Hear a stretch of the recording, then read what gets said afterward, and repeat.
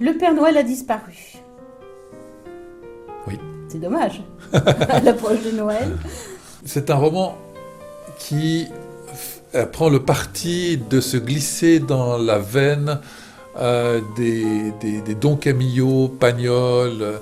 Ce sont de ces romans qui emmènent le lecteur dans des situations de notre imaginaire collectif. C'est un village, c'est un huis clos à cause de la neige. Moi, j'ai voulu faire le Noël idéal.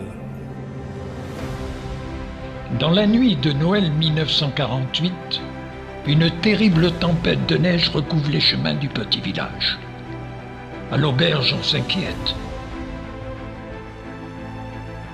Léon s'est perdu. Il faut immédiatement partir à sa recherche. Je voulais provoquer un huis clos. Un huis clos à la montagne, c'est la neige. Tout se bloque.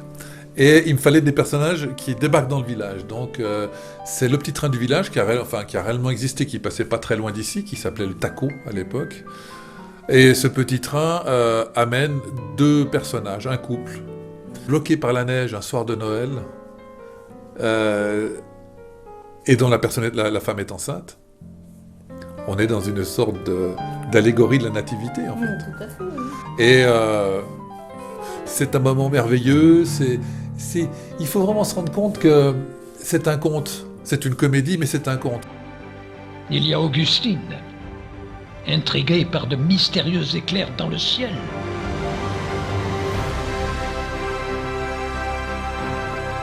Enfin, moi, le Père Noël, je sais qu'il existe. Il y a une petite trame dramaturgique qui est celle du Père Noël qui a disparu. Il est passé où, ce Père Noël ? En fait, du village à côté, débarque un gars qui vient faire le Père Noël au village. Il ne fallait pas que les enfants le reconnaissent. Et donc, il se perd en route parce qu'il y a beaucoup de neige, il y a une tempête de neige, et puis il a tendance à abuser un petit peu de la bouteille.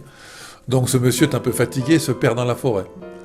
Donc, nous avons là 4 personnages qui sont au bar, parce que l'unité de lieu, c'est quand même l'auberge du village. Ils sont tous là, c'est des piliers de bar. On les adore parce qu'ils disent des bêtises, c'est des forts en gueule, et puis on se retrouve chez Pagnol avec la partie de cartes. On peut pas sortir de ces archétypes-là.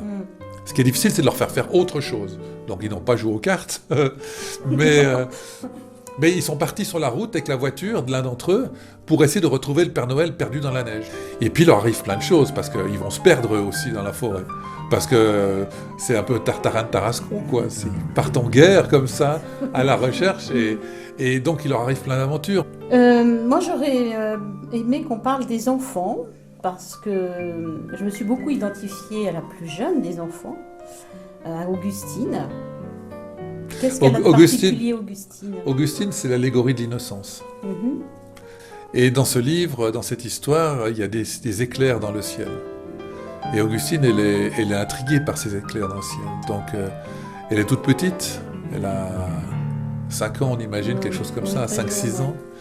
Et quand elle voit ces éclairs que personne ne semble remarquer, ça l'intrigue, elle veut aller voir ce que c'est. À la recherche de ces lumières. Et elle va faire une rencontre magique.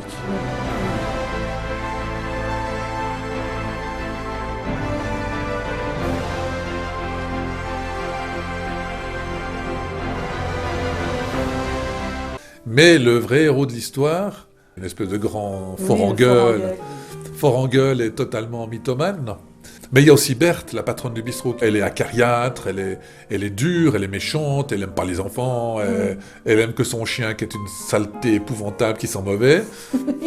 Et l'autre, qui accouche un soir de Noël. Ah ben, on n'a pas idée. Ce que j'ai aimé dans ce roman, c'est qu'à la fin, malgré toutes les différences qu'il peut y avoir entre tous ces personnages qui viennent d'horizons complètement divers, il y a quand même une grande fraternité qui se crée. Et dans l'adversité, grâce un petit peu aussi à l'alcool, mais dans l'adversité, il y a une cohésion qui se forme et ils volent tous au secours de ce Père Noël qui a disparu. Et moi, j'aime bien cette idée de solidarité comme ça qui naît. Et j'ai remarqué que c'était quelque chose qui était assez récurrent dans vos écrits. On a cet ensemble de personnages qui baignent dans ce climat de la nativité, de la veillée de Noël. La veillée de Noël, si c'est pas là qu'on est gentil avec les autres, ça sera jamais de la vie. Hein. Moi, je passe 18 mois avec ces personnages-là. Eh bien moi, si j'avais un amoureux, je lui dirais. Et puis j'aimerais qu'il me le dise aussi. Que j'ai toujours envie d'être avec lui. Je lui dirais aussi quand je rêve de lui. J'aime ses yeux. Je veux pas écrire de livres sur des meurtres, ni écrire de livres sur des psychopathes. Je vais écrire des livres sur des gens qui sont à l'image de ce que j'aimerais que soit le monde.